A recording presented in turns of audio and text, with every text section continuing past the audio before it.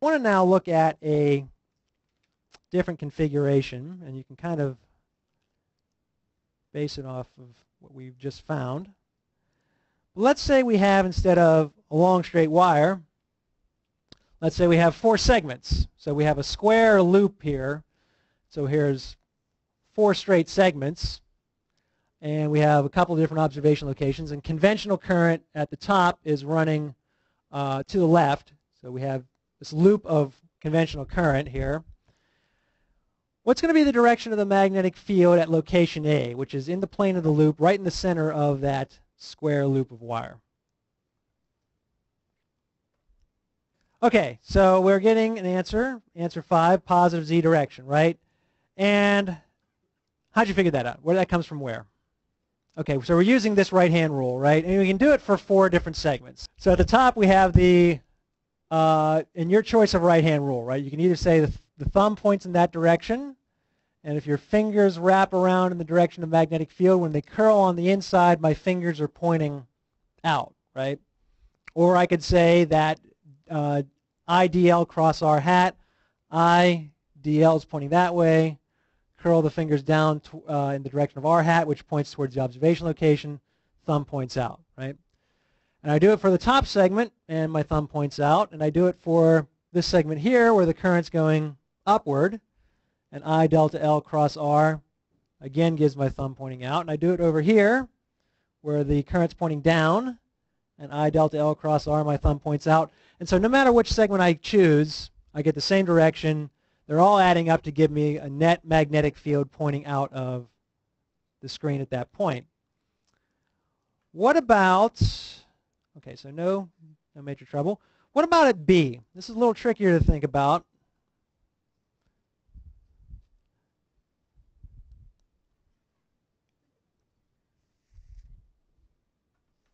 Okay, most of us are saying negative z direction. That's actually going to turn out to be correct. The magnetic field outside of the loop, but still in the plane of the page, due to this loop of wire, is going to turn out to be in the negative z direction. Now, it's a little tricky to see, but you can kind of make a plausibility argument. So here's the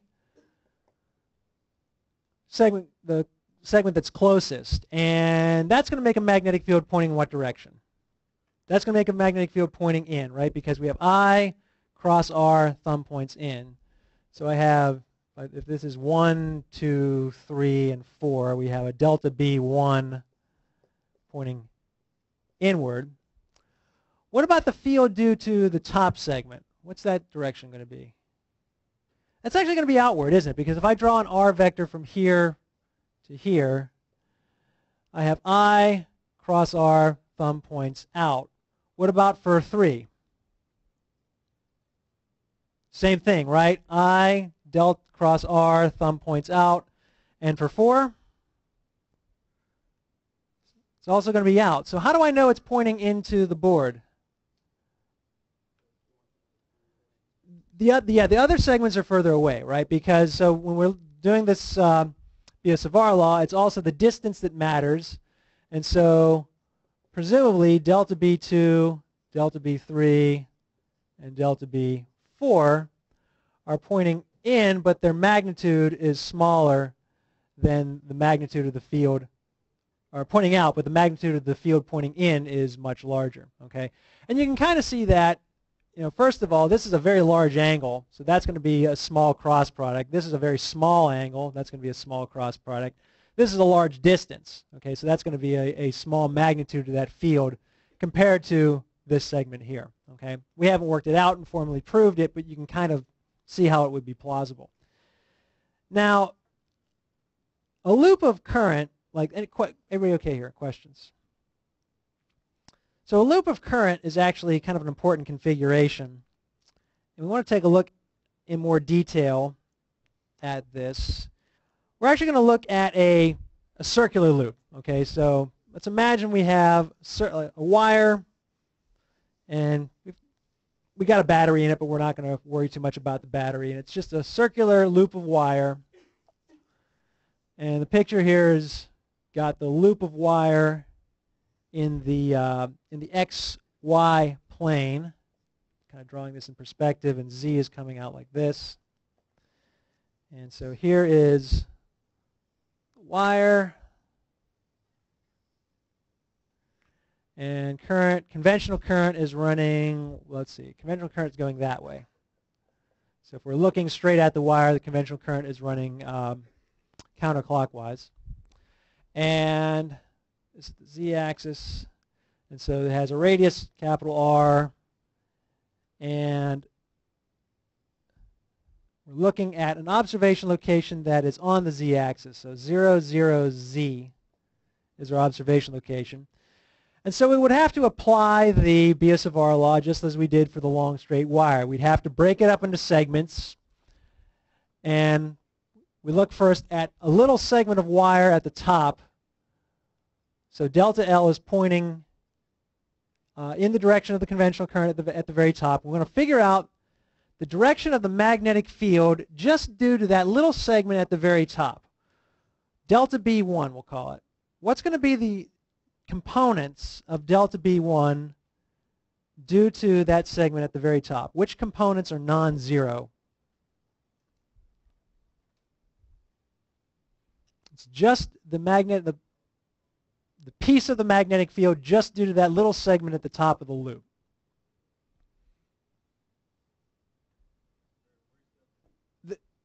Okay, we're measuring the observation locations on the Z-axis. Okay, and we're talking about that magnetic field due to the segment at the very top of the loop. Okay. So that yellow vector there is the R vector that points from the source to the observation location. I'm sorry? Just that segment. Just that segment. Just that segment. Okay. Not quite unanimous. Some people are saying it's just going to have a Z component. Some people are saying it's going to have a Y and Z component and a smattering of other answers in between. Let's change the perspective a little bit. Let me rotate the picture. And so there's the Y-axis, and there's the Z-axis, Z-axis, and then X is going into the board. Positive X is going into the board, positive X. And so my loop is then lined up. I'm looking at the loop kind of lined up, an edge-on view of this loop, right? So at the very top here, from this point of view, the current's doing what? What's the direction of the current? It's coming out towards us, right? Okay, so capital I is pointing that way. So that's the direction of delta L. And my R is pointing like that, right? So let's do the cross product. I delta L is coming out towards us. The R vector, curl the fingers down that way. And the thumb kind of points like that, right? So I'm going to get a delta B that has what components? It has a Z and a Y component. Okay, so Y and Z are going to be non-zero. X is 0. Okay, but those of you who said Z, you're probably thinking a step ahead, because if I do the same thing down at the bottom, what am I going to get? Don't even have to poll here. What am I going to get? Going to get Y and Z again. So if I do that segment, what's the direction of the current at the bottom segment? Into the page, right? Into the board. Okay, so that's delta L. And there's my R vector. That's delta B1. What am I going to get for delta B2? Kind of down like that, right? Delta L cross R, thumb points kind of like that. Okay, you have to bend your wrist around quite a bit. What's going to happen when I add those up? The Y's are going to cancel. You're going to end up with a Z component, right? And if you just follow that all the way around the loop, we're going to end up at that location with a net magnetic field in the Z direction, So let's actually do that. Let's do that with a little program here. Okay, so there is the loop. And let me just change the perspective here just to show you. So this is a loop of current. And this purple vector at the top is the delta L vector. That's the direction of the of the current. Kill the lights. You see this? And the red vector is the R vector, so that's pointing to the observation location. And so I use Biot-Savart Law. I say I delta L cross R for the first segment, and I get that direction of delta B, which is what we just said, right? And then I move to the next segment, and let me show it from this point of view, and you can see how the direction of the magnetic field, or the delta B, the little piece of the magnetic field, has changed, but the magnitude didn't. And I keep doing that as I go around the loop. And there at the bottom segment we got the direction we expected. Okay, keep going around. Show it from this point of view. Keep going around. And so we've gone back to where we started from. We add up all those delta B's, and you can kind of see from this perspective all those Y components are going to cancel, but we end up with a net Z component for the magnetic field. Okay? So what would we get at the very center? Would it be 0?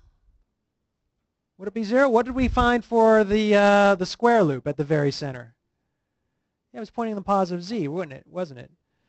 It does. So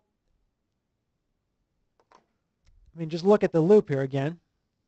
If you're at a point at the very center, so this is not like the charged ring. At the very center, you actually do get a magnetic field for a loop of current. And if that's delta L, and if that's R hat, right, delta L cross R hat gives me a delta B out. But if this were delta L going in that direction, and that's R hat, delta L cross R, thumb points out. So everywhere along that axis, it turns out, at the center or even behind it, you're going to get a magnetic field pointing in the positive Z direction. And let's just do it at some other observation locations just to see what will happen. I pick a different location. This one's not on the axis, and so you notice that some of these delta B's are longer than others because the distances are different for different segments, right?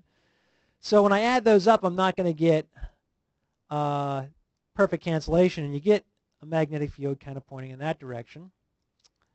And I do it for a similar location down below. And I do it for a location there. And notice, again, now it's really kind of skewed. The closer segments are really contributing more to the magnetic field than the ones that are farther away. And you get that direction. In that direction. And then on this location, this is a location very similar to what we asked about for the square loop. And we said for the square loop, it pointed in the opposite direction. So let's see if we get the same result here. And you notice they're all either lined up in one direction, or directly on the in the plane of the loop. It's just that again, the closer segments make a bigger contribution in the negative Z direction. So when I add those up, I get a net magnetic field in the negative Z direction. Same down here. Do it again here. And then again, if I'm on the Z axis once again, I still get a net magnetic field in the positive Z direction. Where have we seen this before?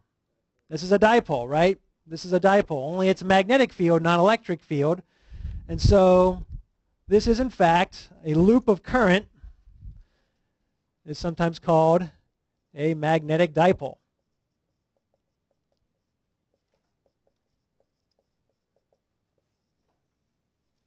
Okay, because it produces this classic dipole pattern of field. You have along the axis, the magnetic field is pointing in one direction. On the perpendicular axis, the magnetic field is pointing in the opposite direction. It kind of curls around as you look at different observation locations in between. Okay, so this is a dipole pattern of field. Now, you can go through the Biot-Savart Law, do the derivation. I'm not going to do it. It's worked out in the book.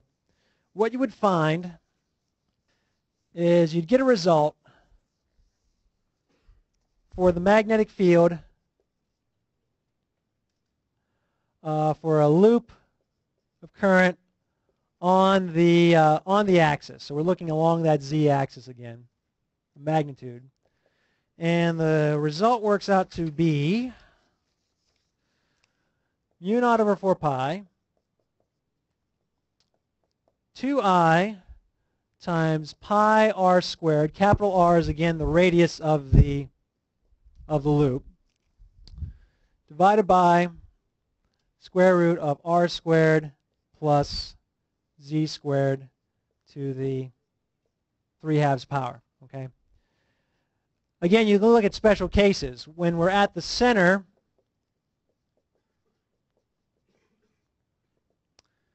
z is equal to what at the center?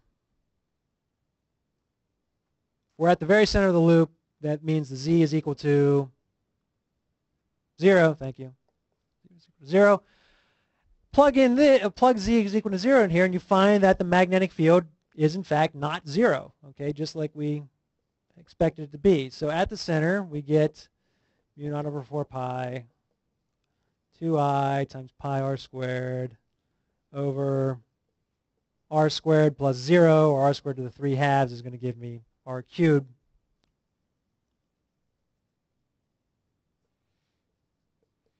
Or r cubed, excuse me. And then r squared and r cubed divide out, and we get just 2I pi over r.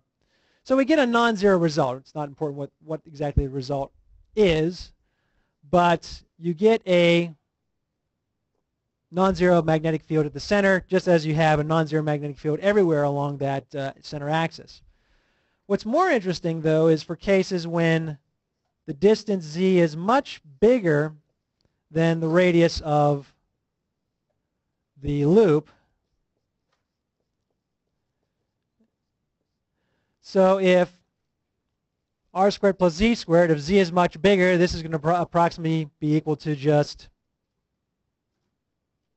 z squared, right? Add something small to something big, I just get something big. So this is mu naught over 4 pi 2I pi r squared over z squared to the 3/2, or mu naught over 4 pi 2I pi r squared divided by z cubed. So it's 1 over the distance cubed. Where have we seen that distance dependence before?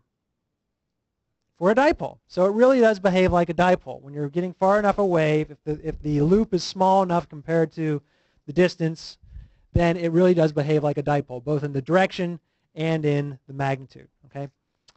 Couple of things. One is this quantity I times pi r squared. Pi r squared is what? That's the area, right? So that's the area of the dipole of the loop.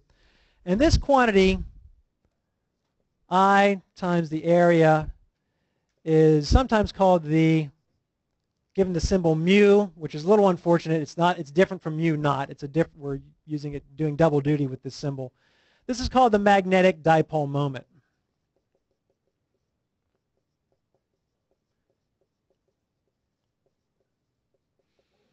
Okay, so just as we had an electric dipole moment, which was Q charge times the distance, just to quantify the whole thing as one easily measurable entity, then we do the same thing with magnetic dipole moment. Okay. All right. I think we're going to stop here, and we'll talk. We'll say a couple more things about dipoles on Monday, and we'll also talk about bar magnets, ferromagnets.